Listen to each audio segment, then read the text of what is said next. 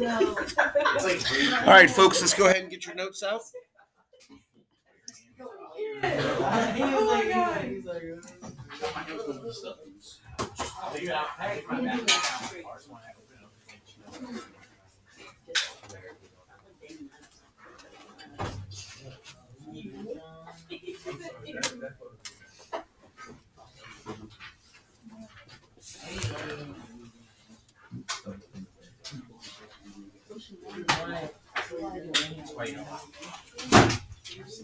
I've been up for 6 hours. For this one, don't fill this in yet because we're going to do this together. When we talk about supply, you guys have probably experienced this. So there's that law of diminishing marginal benefits. That was my buddy's Big Mac story. That was the whole demand where at a certain point, some things just aren't desirable anymore. Or there's just too much. Supply has something very similar. It's called the marginal product of labor. And I just want to give you guys an idea, just to explain it to you, but you guys have probably, I would imagine most of you guys have potentially experienced it. Oh, by the way, welcome to my world of living in these big, huge goggles. What happened? I don't know, something in my eye yesterday, and so I can't put a contact in it, it just hurts. So yes, I can see the future with these. Oh my gosh. What's my future hold? You do look smart. You look intelligent. I don't want to tell you. It has to do with memes and some other stuff. All right, so we talk about the marginal product of labor. There is a good amount of people that have at work. There's a bad amount of people that have at work. And you guys probably have worked with people who you're like, okay, they need to not be here, or we need more people, or it's just random situations where scenarios call for more people or less people, right? Sometimes it's just location, physical proximity. Some people work really well with other people, some people don't work well with other people. There's all sorts of scenarios. But what we're going to play with is a scenario where it's Mr. Hollow's taco stand. Right? So it's downstairs, it's right below the stairs right here. I heard the carbonation there. What carbonation? And I'm going to create some fresh tacos. So like the Chipotle of tacos. Not a barrio, not a cuidado, what was it, condado, but a Mr. Hollow's taco stand version of it. We have all the labs that can help are helping. So I've got the Precision Machining has helped design everything for me. Animal Care is providing all the food. Very, very kind of You say animal care?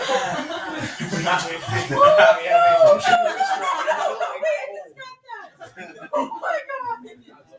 Man's making authentic dog tacos.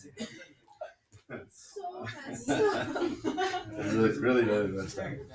Some roasted Rottweilers. Okay, we're not talking about yesterday. Roasted Alright. Rottweilers. So think about the location. Okay, again, it's underneath the stairs. I've got everything set up. Everyone's going to come into the stair area, or if you're facing the stairs, the serving area is going to be right here, where I actually take the orders and pass out. And then over on the other side, where there's like a half wall that's going to be all my fryers and my grills and everything like that. So if there is no one working, like I haven't started yet, which means there's no output, so marginal product doesn't even exist. We don't have to worry about that. However, if it's me and I am working, we're going to be looking at making tacos about every 20 minutes, okay? If I'm taking a tally. And I am able to make 8 tacos on my own in 20 minutes, right? It's 8 more than 0, which means my marginal product has increased by 8 tacos, right? So it's pretty straightforward on that one. So I went up by 8 tacos. That's a good thing. 0 to 8, I went up by 8. Now, I know that in 20 minutes, 8 tacos is not going to serve as many people as I need. I need some help. Would anybody like to work in Mr. Hollow's taco stand? Lindsay. Dominic is with me. Oh, sorry. She volunteered you, and then Dominic. So Dominic, would you want to work food, or do you want to work customer service? I'll do customer service. So you're going to be the person up front taking orders. Awesome. So you're going to take those orders. I'm going to be cooking in the back. You and I together, we can make about 17 tacos every 20 minutes. That's much better. It's almost a taco per minute, which means I've gone up about 9 tacos. Have you ever thought about preparing your meat? Well, animal care took care of it. Don't say that. I hear goats and dogs. In certain places of the world. I'm gonna cry again. I cried yesterday in class. Because they had me touching raw meat, and I was like, I can't. What's the name for It was not fish. Oh, I don't even know what fish is. It was a Lamb? bag of bloody meat. That Yes, was it's almost Yummy. like it's a Okay, lamb so, restaurant. I know, however, that Mr. Hollis Taco Stand can do better. Would anybody else like to not be volunteer for work, but like to volunteer to work with me? It's a good pay. How much does it pay? $7.50 an hour. Wait, We only work for 20 minutes. $7.50 an hour? No. That's funny. Fair enough. Okay, so I got great. Okay, so customer service or cooking? I'll do customer. If I do customer service, can I yell at people? No. Yes. No, I'll fire you. Fine, cooking. Okay, so you're gonna come back with me. Do you want to prep the stuff, or do you want to cook the stuff? Prep. All right, so you do all the prep stuff. I'll do the cooking of the meats. So we're good to go. Is that good for you, That sounds Anthony? fun. Is that okay with the prep now? Yeah. Okay, great. But So it's not as fun. in 20 minutes, with a third person on, we're at 27, which means we increased by 10 tacos. This is good. So this is the right direction. I like my business. This is working well. However, I still think we can do better. So I would like to hire a 4th person. Anybody interested in jumping on? Jojo, thanks for volunteering. Or you, as I heard it, someone told me you're being voluntold. Yeah. All right. So you were voluntold. You are now working. Let's say you work customer service. You're going to help Dominic and kind of run things back and forth. Is that all right? Awesome. So we're doing the prep. I'm doing the cook. You're in the middle, kind of helping out, and Dominic's just taking the orders. We're up to 40 tacos every 20 minutes. That's 1 taco every 30 seconds. This is really, really good. We have gone up by a full 13 tacos. So the marginal product is going the right direction. I like this. All right. What kind of tacos? Oh, it's a chinchilla, iguana, whatever animal care is providing. Ferret. It's different. Depends on what they have available for me that day. This is horrendous. This is really bad. We have a functioning restaurant. We can avoid the wah wah. We could have avoided this It's joke. gone downhill really, really quick. So I have chicken and I have beef. That sounds better. We sure it's chicken? Well, at least it tastes like chicken. Okay. Okay. So we have hired a 5th person. Would anybody like to be this 5th person? All right, Monica's jump on. Paul, you next. Okay. So Monica helps out. This is awesome. However, we've only gone up to 50 tacos, which still isn't bad, right? But you'll notice that there's a little bit of slowdown here. We only increased by 10 tacos, but you are helping, right? We're going still in the right direction, which is not as good as we were doing with 4 people. You're slowing them down, Monica. And now consider where we are located too. So now I have 5 people working in that area downstairs below the stairs. So that's kind of starting to get a little cramped. But for whatever reason, I think we can do better. Cole, are you interested still in joining the team? Awesome. So you're going to help me. All right. So we went up to 55 tacos. We're still making a ton of tacos every 20 minutes. But we only went up by 5 tacos. Oh no. So now, slowing down. Still working. Productivity is hard. Correct.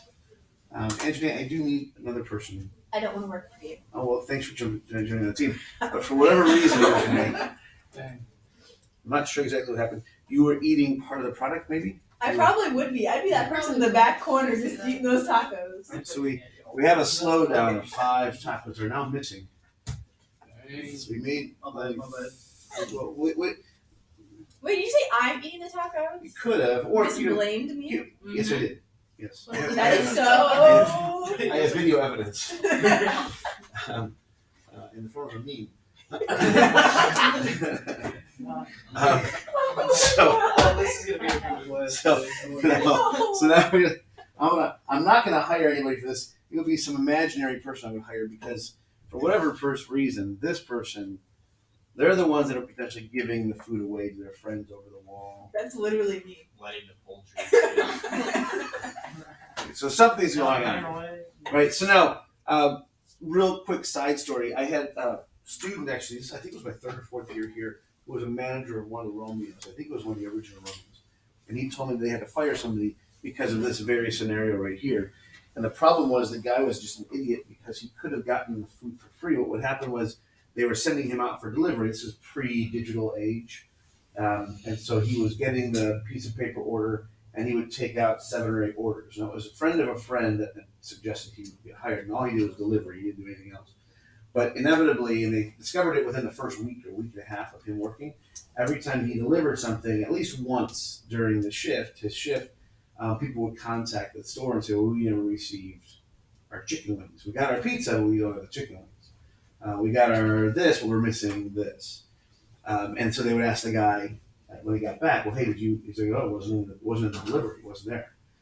Come to find out that as he was driving, he was just grabbing random things and eating it. So he would eat like the wings, would eat one, a small pizza. And that was where the kid I had in class was like, we would have made him a pizza had he asked for one. And we got plenty of products and he could have been fine with it. But he was the one that was like getting rid of the product or not. And so they had to make more food and they lost all this money.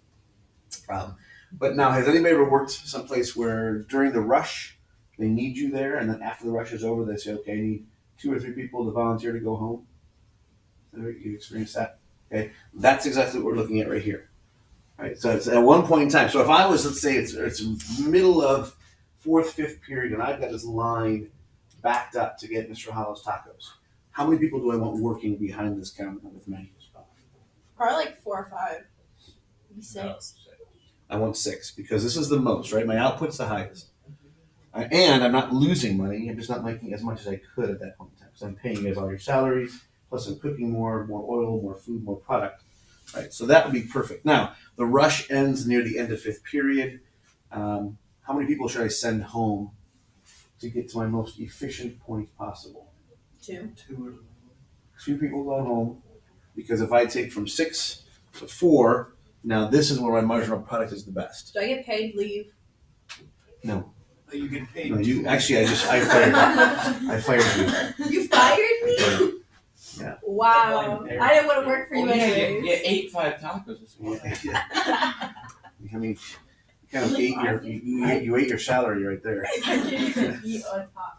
So again, when we're looking at businesses, and I can guarantee any of the big corporate companies, like any of the ones that have like McDonald's or Burger King, I would imagine they probably have like a breakdown. It's like from 11 o'clock to 1 o'clock on Saturday, you need this many people on staff.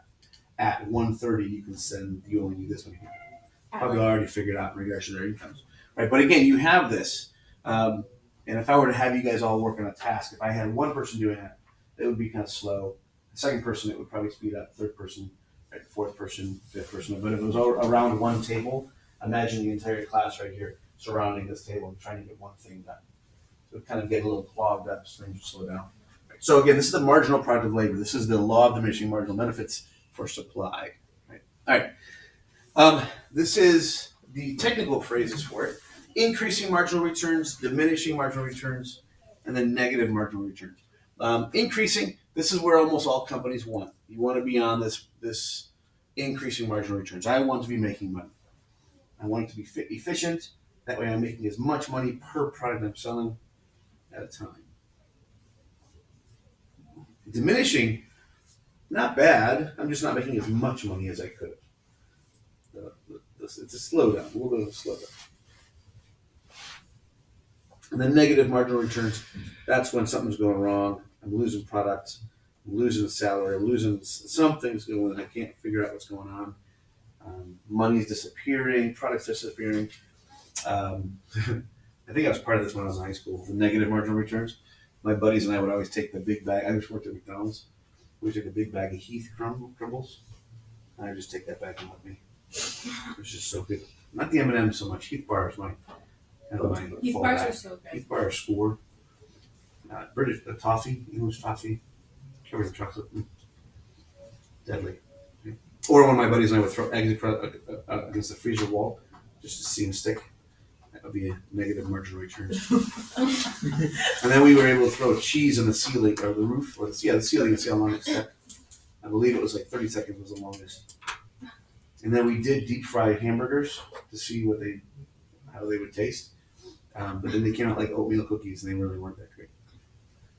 I'm trying to think of the other one. Pickles fry up weird. Pickles are so good. Mhm. Deep fried pickles. Yeah. Well, these weren't, and they weren't even covered in breading. They were just Oh. anything else. You just toss them in there. Yeah, just to see.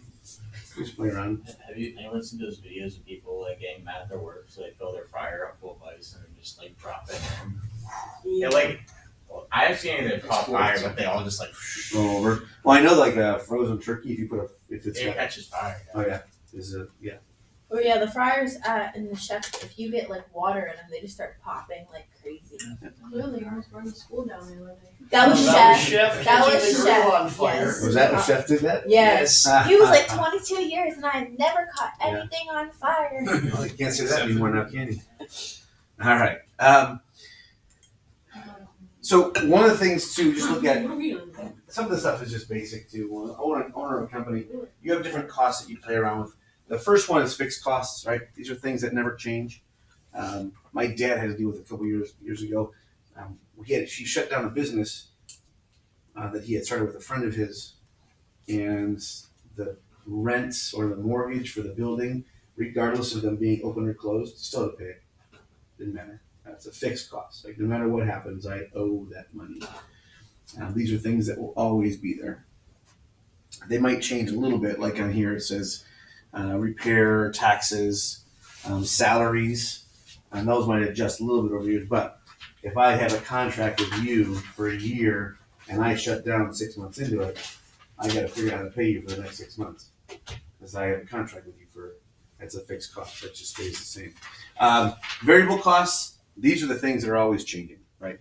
During the wintertime, heating bills, that's a big one. There was a story, I want to say years ago. It was one of the old Petites, those flower places. They had a greenhouse, and it was like one of those fluff pieces at the end of the news, and it was maybe 30 seconds to a minute, but they said, talk about heating bills going up, and we were just in contact with Petites, and they had some greenhouses, and it shows the greenhouses that were cracked, and they had like a seal broken. And they asked the guy, how much typically is your heating cost? He said, well, usually around $1,000 a month to heat this greenhouse. I said, well, what's happened recently? And he had like $4,000 in 1 month because it was so cold outside and because the greenhouses were all messed up. But yeah, those are always changing. And then what you do to figure out your total costs, you just add them together. Pretty straightforward. Fixed costs plus variable costs gives you those total costs. All right. To figure out your profit, you pay all of the costs first, and then anything left over would be considered your profit. And you guys have a chart on yours? I got rid of one of the slides. All right. We're almost there. Okay. Okay, setting output. Some of these, again, I'm not going to spend too much time. They kind of just make sense. Maximizing profits. Right, so I want to be as efficient as possible. I don't want to. What was it the other day? It was last summer. It was at Mucho Bueno in Brunswick. And I was sitting there, and I happened to hear a woman came in and started talking to the gentleman that owns the place and said, listen, I'm a local farmer, and I'm looking for people to buy product for their supply, like their lettuce and their tomatoes and any of those things. And I can offer you a deal. And the gentleman that owns Mucho Bueno was a very, very nice guy. He's like, well, thank you, but I already have a supplier. She said, well, I mean, if you tell me the costs of this, what you're paying right now, I'm pretty sure I could potentially match it or cut like a little underneath their costs. And I'm local, so you'd be helping a local farm. So in the end, it was one of those things where out of the corner of my attention, I heard at the very beginning, before I left, he had her come in, brought her numbers in, and he was looking potentially to switch over to it. But part of the reason he was doing that was to minimize his costs, because if he minimizes his costs, he's going to make more money in the end. Right? Because he wasn't going to change how much he was charging us as customers, but his costs would go down. Right? Shutdown decision. This is a tough one. I've actually been confronted with this one recently. There are times when you look at your profits, and sometimes even if you have a profit, this is one of those things where the money's nice, but sometimes your sanity requires you to step back sometimes. Does anybody know anyone who's had a business and had to shut it down or get rid of it? Okay. It may happen in your lifetime. You might know somebody's parents, grandma, grandpa, uncle, aunt, brother, sister. Right? It was like shut down during like the whole pandemic now. Yeah. Yeah. Well, yeah, my grandpa did that with his shop. Did he open it back up or is it still? Yeah, he opened Okay, it good back for him. Good. But sometimes you just gotta get overwhelmed in life and you're like, no, I just can't. So there are times when even if you're potentially making a profit, people will look at it and go, I don't want to deal with that anymore. So the shutdown decision tends to be one of those things where yeah, if I'm losing money, of course it makes it easier. But there are some times when you just cut your losses and say goodbye. All right, now that chart, I did get rid of that chart, so don't worry about that. I'm not going to test you on it. You're not going to get some questions on that one, so you can actually just cross that little chart off. And we're going to jump right to the shifting of the supply curve. So that chart again, I'm not going to quiz you on that one. There are 6 things that can affect the supply curve, right? The first one, input costs. Input costs are this. How much does it cost me? Wait, we have that whole list right. Sorry, I thought you had. I'm just moving faster. We're very fast. Input costs, pretty basic. How much does things cost me as an owner of a company? Rising costs in general. And this one right here. If you guys wanted to write this one down or just add this on there, this would be a good.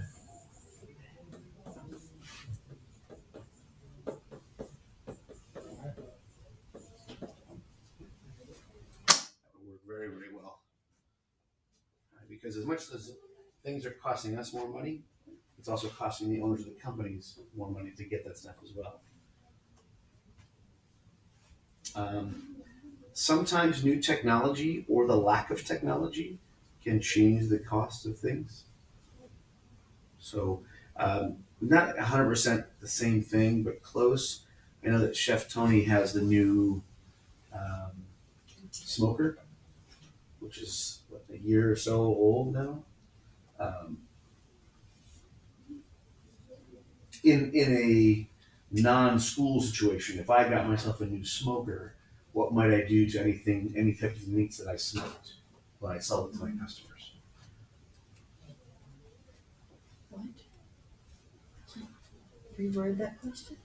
So if I own a restaurant and I buy myself a new smoker and I start providing this smoked meat rather than just the baked or grilled meat, what might I do to take care of the cost of the smoker? Raise your prices. Yeah, I might. So if it was originally $7.85 for the meal, I might go $8.50, right? And then I can use that extra profits to help pay off that smoker a little bit faster.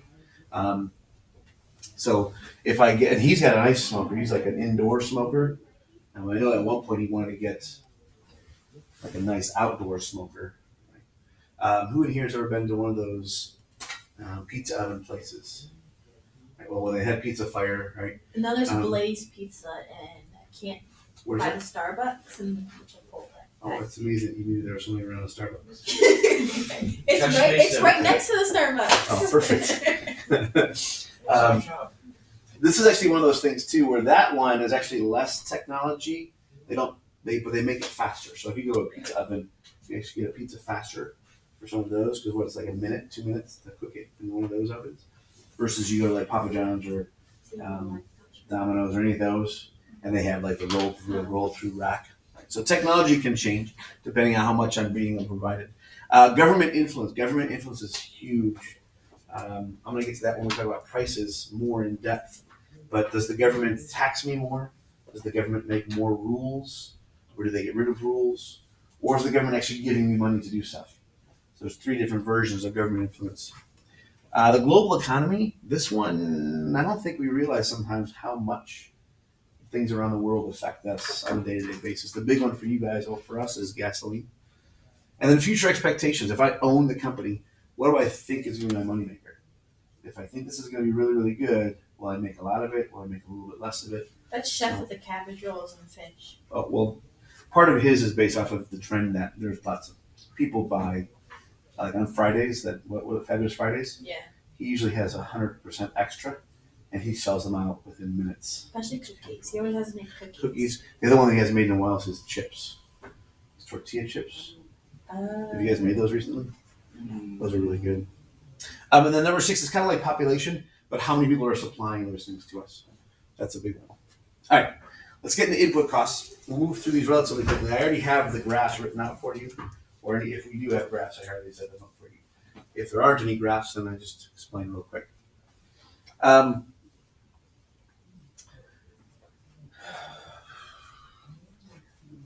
Who in here has had the Shaq-a-Roni pizza? Okay. So the Shaq-a-Roni is just a larger pizza from Papa John's, and they have just tons of pepperoni in it. Double the pepperoni. Part of the reason they do that, well, why do you think, Dominic? Why would they do like a special on pepperoni pizzas? Advertising? Well, part of that's advertising, sure. Think about as an owner of the Papa John's, and I get a Well, large depends on shipment. how many pepperoni pizza or how many pepperonis you get. Right. So what if I get this massive, cheap shipment of pepperoni? Then you're gonna want some Well, more yeah. How do I get these so quick and fast? And, sales. yeah. Right. So I'm going to do some sort of promotional thing. Right. So I got a whole bunch of cheap pepperoni. It's not bad pepperoni. It's just cheap pepperoni. So my supply might increase for pepperoni pizzas, just because literally the cost of that material got cheaper.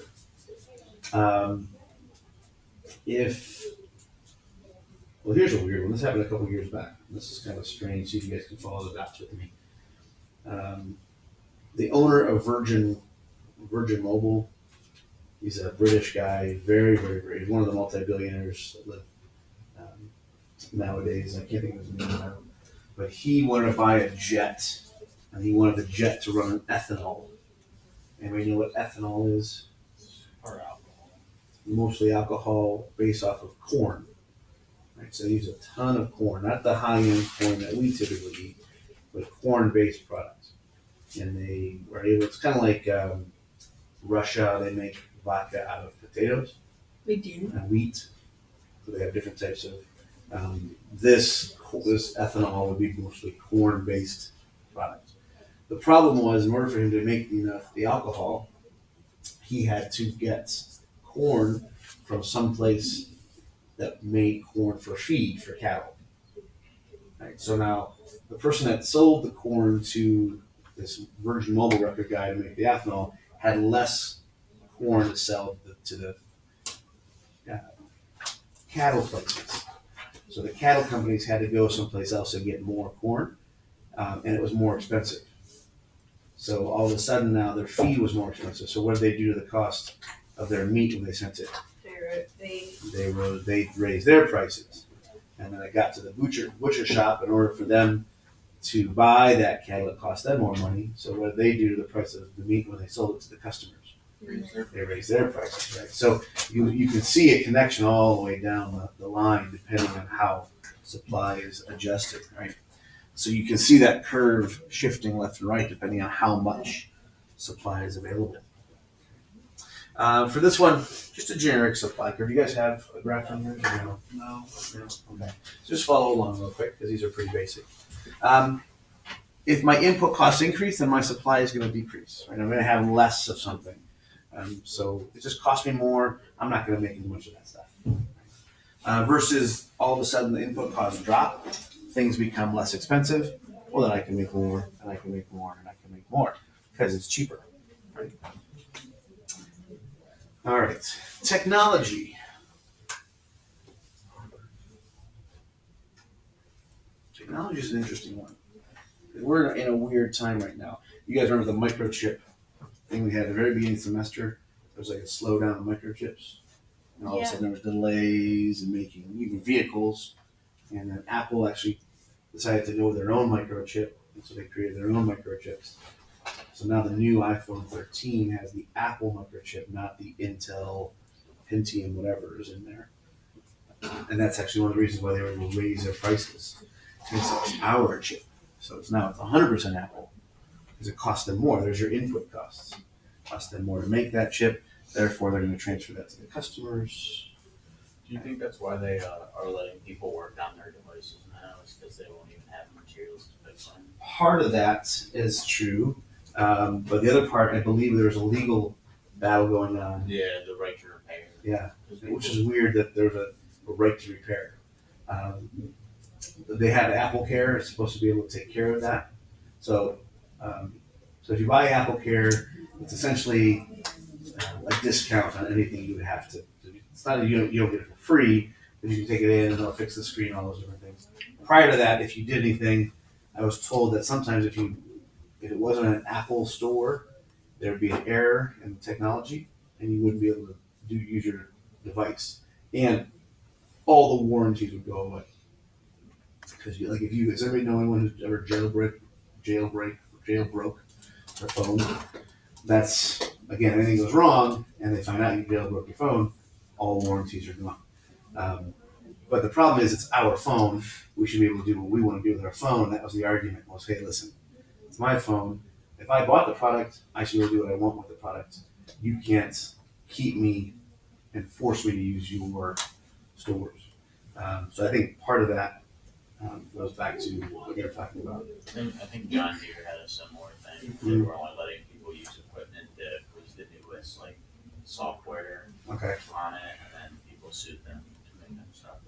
And again, it comes back to, hey, listen, I know John Deere and Apple wants this is our product, and we need you to make sure that you're doing it our way. But how many things have you guys learned over the years where you're like, yeah, that's the way to do it, but I can also get it done this way. If you ever talk to your parents when you guys were in third grade math, and your parents were like, why are you doing it this way? This is easier. There's all the newfangled ways. The new math is so much harder to explain. That's why mom goes. My niece tried to teach it to me the one time. I was like, forget it. I don't even know. So technology, think about how much technology you guys have nowadays and how much more efficient things are. I get my Starbucks faster. Correct. Like you can order things ahead of time, all the apps that are out there now. The only problem with technology is, anyone? It's technology. It's technology. What happens if there's a glitch? Or I don't know, what if the internet goes down while you're in the middle of Ordering teaching your something? Starbucks. I would just go to the store. Oh, that happened the other day. I was at Freightliner on Brook Park, and their system was down. I'm like, Yeah. I'm like, but I need these parts. And they're like, sorry, we can't do anything. I'm like, It really, I know they're talking about The Walking Dead and all that stuff. There's a part of me that wonders what would happen for at least 6 or 8 months, or maybe even a year, if we had no technology. I would just off myself. I was sure it'll be revert It back. was revolution. I would just off myself. I don't know. I'm done. Oh my Yeah, god. it's all about Don't you what think that's happens if excessive? everything electronic just stops. For what? Yeah. It's really amazing how much we depend on use it. the technology. Think about just No, for communication. someone who like gets their phone taken away a lot. Yeah. So when we look at technology, I don't want to take it away because I'll take it. sometimes it helps us out. Sometimes it can get in our way. Again, with the production, it depends on how much or how efficient the technology is. Every once in a while, you get stuff that just doesn't make sense. Like, why would I even need this? I don't even use it. Although things do change over time. So with technology, lack of technology, you can look at potentially a loss of supply. I'm not able to make it as fast now. Keep in mind, there are people that do that on purpose. Right? So if you talk to the Amish, they don't necessarily use technology for some of their old school things. The Mennonites, they've kind of said, all right, we're okay with having our technology because we can do more. We can provide things. We can make them faster. And so it depends on how old school you want to go or how new school you want to go. Yeah, because I do Except for see when they're Amish building people barns. like. Yeah. Oh yeah. When they build barns, it's like Yeah, my brother thinks it's like the end of the world. 3 days. Now, they're using power equipment now, though? It depends. Yeah. Because some Amish communities are on to have bright colors, and all the power tools are bright colors. So Yeah. I think they can only use Makita because they're dark blue. Interesting. Never thought about it from the color perspective. Well, that's why they're not allowed to have the orange triangles in the back of the buggies. Really? Yeah, in some Amish communities down in southern Ohio, they can't have the orange things because they're saying that if you have this orange color, that God's gonna send you to hell or something. And I'm like, it's your safety. Well, we could go down the same road with vaccines then. It's your safety. Who in here heard about de Blasio in New York City? I just read the article this morning. So Bill de Blasio is the current mayor of the city of New York, and he has mandated, regardless of who you are, that everyone, there's no testing option, everyone must get vaccinated. He even extended it to 5 to 12-year-olds. So you have to, and even 5 to 12-year-olds have to have a vaccination card to get into any restaurants in New York. Now, what I then kept on reading was like, I'm trying to figure out when he's done with office, because he's been in there for a while. He is done as of this end of this year. The mayor takes over in January 1st of 2022. Said, yeah, he can put those policies into place, but no one's going to enforce them because they have to be enforced by the 27th of December. But then 3 days later is the end of the year, and so he'll take over. So the will he use them? Will he not? But yeah, I read this morning. My mom just had to get her first vaccine. The Western Reserve. Yeah, there's been a couple of interesting ones, and I'm still there because the court cases right now, the federal government mandate has been stopped. Still in courts for the most part. Everything you're looking at probably not going to go through. Again, the federal government doesn't have that amount of power, which from a person living in the state of Ohio, I'm happy the government is limited in some sense to that. But then you come to the state of Ohio. How much power does the state of Ohio? How much power does the city of Brunswick have? City of Medina? Like, who can mandate? Who can control? It really comes down to how much you're gonna fold over. Yeah, and I wouldn't say fold over is the word I would use. Part of it, I think I would fall back on how much you're okay with the government taking away some of your freedoms. And some people, I still have a friend of mine who is consistently and constantly arguing with me about the vaccine, and he and I just have a difference of opinions. But he's adamant. He keeps on trying to push certain things on me. And at one point, I think it was a couple weeks ago, he sent me an email, and I said, "Stop.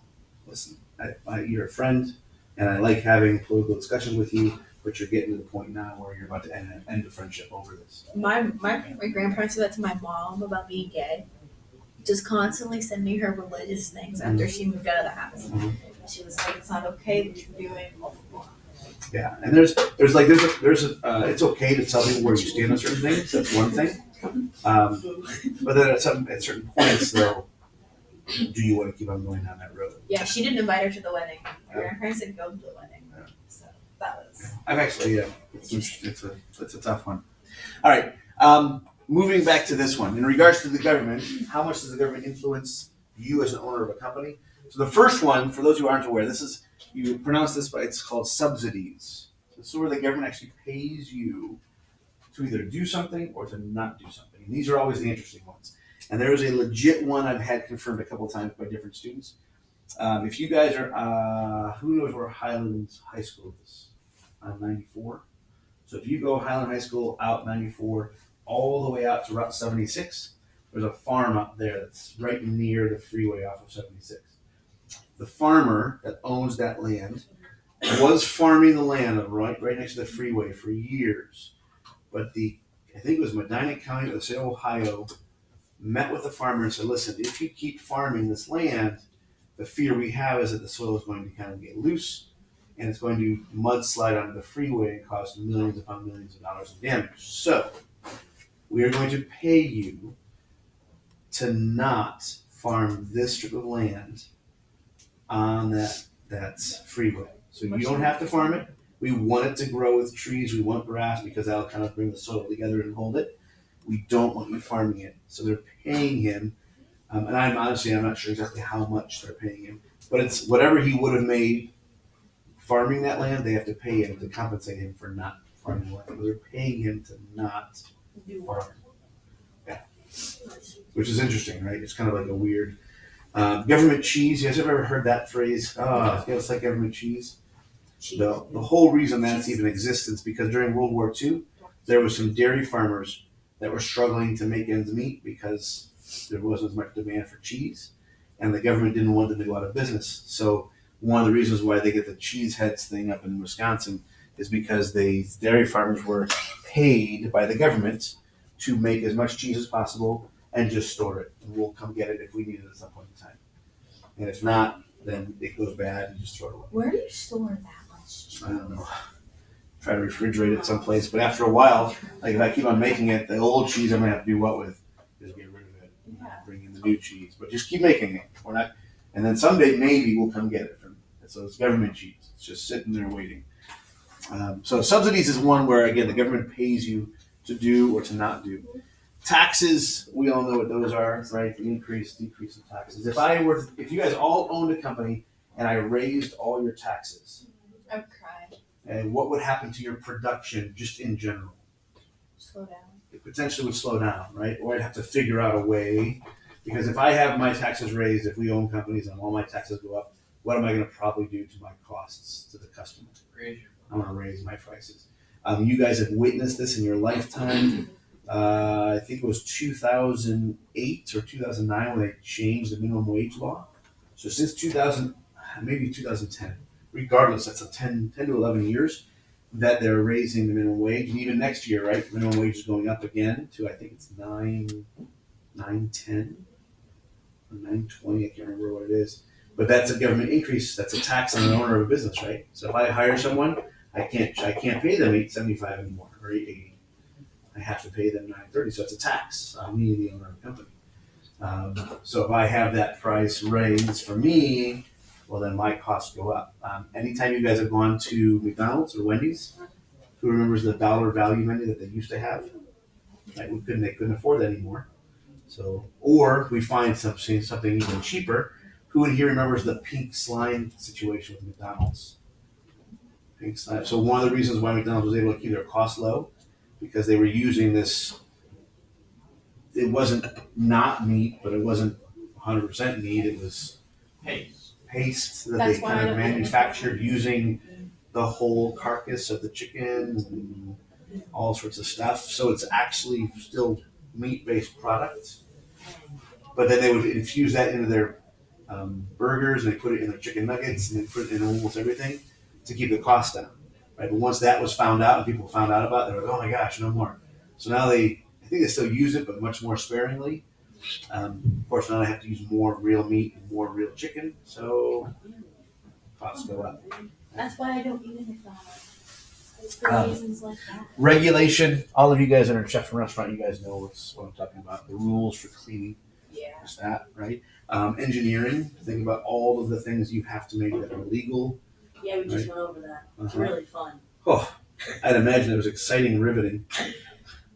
The document's really Uh, 200 yeah. pages. It's Again, and here's the thing too, if I give you too many rules, what might you do if you own that business? Just shut down. Give up. During COVID, you guys again experienced this. Was your grandfather that shut down? I would imagine part of it was the people buying stuff, but the other part was You couldn't get parts in. That's the thing, because he owns an auto shop. So Okay. he couldn't get his parts in, so he was just like, I gotta shut down. You still can't get parts. it's rough. They're still. So again, that goes back to that supply chain issue.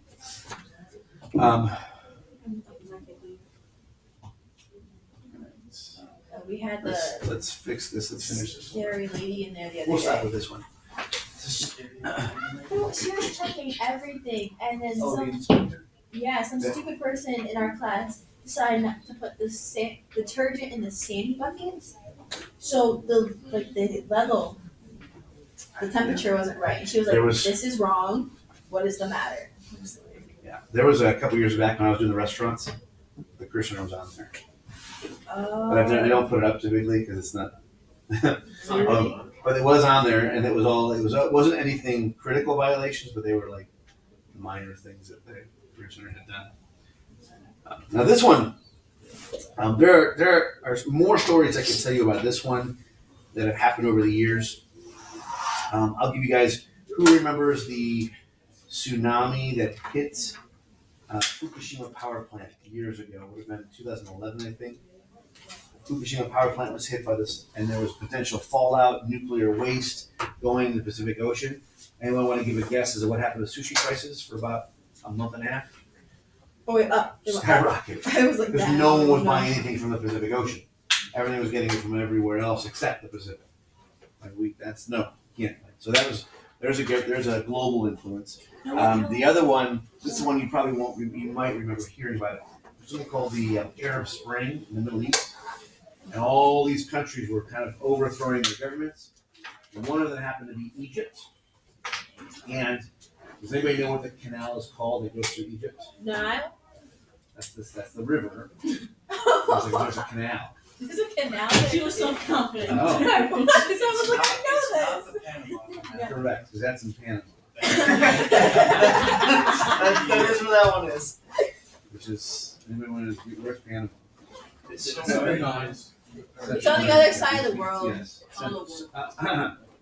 It is. Central America, same hemisphere, It is. south of us. Yeah, it is. You know, just It's compare South South America, North America. It's what lets you not have to go around the entire. So it's not continent of North South Pole. America. But it's South Pole. East. Central America. Which is Oh, just- it's in the middle. You just pointed north, so I don't know how to help you. I think you should show her. It's not in the sky. It's not on the ground. maps. Oh my So it's the god. Suez Canal. Little For those who aren't aware. Oh, that thing. I Yeah. sounded right, but I'm like, no, that doesn't sound very. So real quick, and this is the last one for this global economy. Suez Canal. The people that took over the governments in Egypt were the Muslim Brotherhood. Not big fans of the U.S. So there was a potential shutdown of the Suez Canal. Anybody want to know what canal we use to get all of our oil from the Middle East to us? Suez Canal. So guess what happened to gas prices? Thanks, guys. And it was during your lifetime. That was the last time when the gas prices shot to like $3.50, almost $4. It was right at that point when that whole situation. Didn't the Suez Canal get plugged by that one boat? No, that's The Panama. Suez Canal, that was the Panama Canal. Oh, was that? Yeah. It actually got stuck sideways. The and boat Yeah. on that side. And like you just saw the pictures of one little backhoe like Yeah. chipping away. We'll get it. We'll get it. Eventually. It's not a little backhoe. And that's the thing. That thing's probably massively huge, but from the satellite images, again, comparing that to the boat itself,